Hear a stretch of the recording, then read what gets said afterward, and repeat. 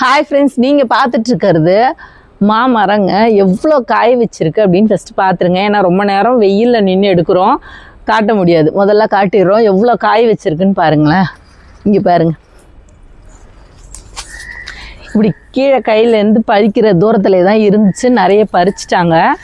இந்த மரம் வந்து ஃபஸ்ட்டு நம்மளுது கிடையாதுங்க. இங்கே பார்த்தீங்கன்னா தெரியும், நம்ம இதோட போட்டுட்டோம். பக்கத்து வீட்டு மரம் தான், ஆனால் அந்த மரத்தோட தண்டு பகுதி மட்டும்தான் அவங்க வீட்டில் இருக்குது.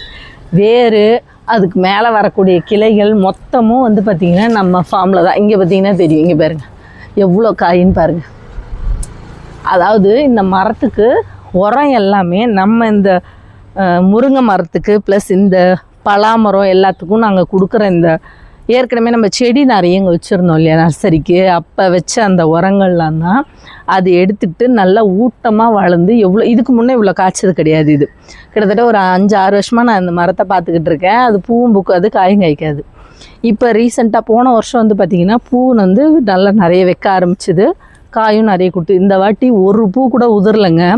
அதாவது எங்ககிட்ட கஸ்டமர் வந்து புலம்புறது என்னென்னா, மாமரம் தோப்பு போட்டு வருஷத்துக்கு ஒரு வாட்டி ஹீல்டு எடுக்கலான்னு பார்த்தா மொத்த பூவும் கொட்டி போகுதுங்க. அந்த பூச்சி வந்து பூவெல்லாம் நாசம் பண்ணுதுன்னு சொல்லுவாங்க.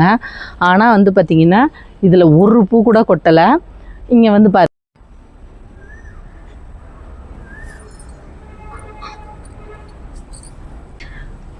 பூ ஒன்று கூட உதிராமல் இருந்துச்சு அப்படின்னு சொன்னேன் பார்த்தீங்களா. பூ கொட்டாமே அவ்வளோ பிஞ்சு விட்டு, எப்பயுமே ஆவக்காய் வடுமாங்காய் ஊறுகாய்க்கு பிஞ்சு கீழே விழுந்ததை எடுத்து போடுவோம். இந்த வாட்டி வந்து பார்த்திங்கன்னா எங்கள் ஆளுங்க எடுத்துகிட்டு போவாங்க, போடுவாங்க. இந்த வாட்டி ஒரு பிஞ்சு கூட உழலைங்க. இதெல்லாம் கையால் நாங்கள் இப்போ பறித்தோம். ஆனால் இப்போ நாளாக இது பழமாக பெருசாக தான் இந்த மாதிரி வந்து பார்த்திங்கன்னா இந்த புழு, நூல் புழுன்னு சொல்லுவோம், அதனோட ஆதிக்கம் அதிகமாக இருக்குது இந்த மரத்தில்.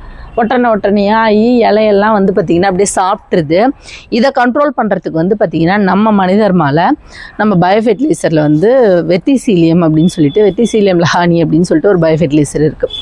அதை வந்து பார்த்திங்கன்னா நீங்கள் பவுடராக இருக்கும், லிக்விடாக இருக்கும். லிக்விடை வந்து மோஸ்ட்லி இந்த மாதிரி டைமில் கொடுத்தோம் அப்படின்னா இது வந்து கொட்டாது. ப்ளஸ் வந்து அந்த புழு வந்து அந்த பழத்துக்குள்ளே போகாது. புழு வந்து அப்படியே பழத்துக்குள்ளே போய் அப்படியே வண்டாக கூட மாறும். ஸோ அந்த பிரச்சனை இதில் வராது. இந்த மாதிரி இலையும் வந்து ஒட்டிக்கிட்டு ஒட்டனை மாதிரி ஆகி இலையும் காயாது. வெட்டிசீலியமும் பேசிலோமைசஸும் இருக்குது. அது ரெண்டுத்தையுமே மிக்ஸ் பண்ணி இதில் ஸ்ப்ரே பண்ணணும். பவுடராக இருந்ததுன்னா நம்ம வேரில் தான் கொடுக்க முடியும், இல்லை கரைச்சி தெளிக்கணும். அங்கே போய் பண்ணுறதுக்கு லிக்விடான்றது ஈஸியாக இருக்கும். ஸோ அதனால் லிக்விடு ஸ்ப்ரே பண்ணால் கரெக்டாக இருக்கும் அப்படின்னு சொல்லிட்டு தாங்க நாங்கள் சொல்லியிருக்கோம். அவங்க நாங்கள் பண்ணுறோம் அப்படின்னாங்க. இன்னும் எதுவும் கேட்கல, இல்லைன்னா நானாக தான் கரைச்சி பண்ணணும். ஏன்னா மொத்த ஹீல்டும் இங்கே தான் வருது. அவங்களுக்கு ஒன்று அவங்க பறிக்கிறாங்களா இல்லையான்னு கூட எங்களுக்கு தெரியாது. பட் ஆனால் இந்த பக்கம் தான் கீழே விழுந்தாலும் சரி, யாராவது பறித்தாலும் சரி, இப்படி தான் வரணும். ஸோ இந்த பழத்தோட சைஸ் இவ்வளோ தான் இருக்குது. இன்னும் பெருசாகணும். இன்னும் பெருசானா நல்லா டேஸ்ட்டாக இருக்கும். அரிசி மாங்கன்னு சொல்லுவாங்க, அந்த வெரைட்டி இது. நல்லா ஊறுகாய்க்கெல்லாம் அவ்வளோ டேஸ்ட்டாக இருக்கும். ப்ளஸ் பழம் பழுத்தாலுமே நல்ல இனிப்பாக இருக்குங்க. இந்த மாம்பழ சீசன் வந்து பார்த்திங்கன்னா நம்ம மாமரம் வீட்டில் 1 மரம் 2 மரம்னு யாராவது வச்சுருந்தா கூட இந்த ப்ராப்ளம் எல்லாமே ஃபேஸ் பண்ணுவோம்.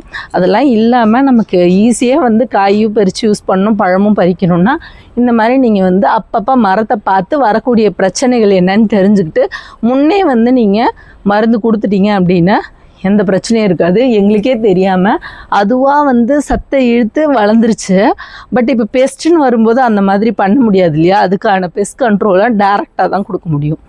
ஸோ அதை கொடுத்து அது குறையுதா அப்படிங்கிறத அடுத்த வீடியோஸில் பார்த்து தெரிஞ்சுக்கலாம். நம்ம மரம் இல்லைனாலும் மரம்ன்றதையே வந்து பார்த்திங்கன்னா காக்க வேண்டிய ஒரு விஷயந்தான். அதுக்காவது அதை நாங்கள் செய்வோங்க. சரிங்களா, நெக்ஸ்ட் ஒரு வீடியோவில் மீட் பண்ணலாம். உங்களுக்குமே மாமரம் வீட்டில் இருக்குது, இந்த மாதிரி பிரச்சனைகள் இருக்குன்னா நீங்களுமே நம்ம நம்பரை காண்டாக்ட் பண்ணி இந்த பயோஃபெர்டிலைசர் சொன்னேன் பார்த்தீங்களா, மெட்டாரைசம்லாம் வந்து பார்த்திங்கன்னா நம்ம தென்னை மரத்துக்கெலாம் சொல்கிறோம். அதே மாதிரி மாமரத்துக்குன்னும் போது பேசிலோமைசஸும் இந்த வெட்டிசீலியமும் கண்டிப்பாக கொடுக்கணுங்க. ட்ரை பண்ணி பார்த்துட்டு சொல்லுங்கள். லிக்விடாகவும் இருக்குது, பவுடராகவும் இருக்குது. ப்ரைஸ் வேணும்னா நம்பரில் காண்டாக்ட் பண்ணுங்கள்.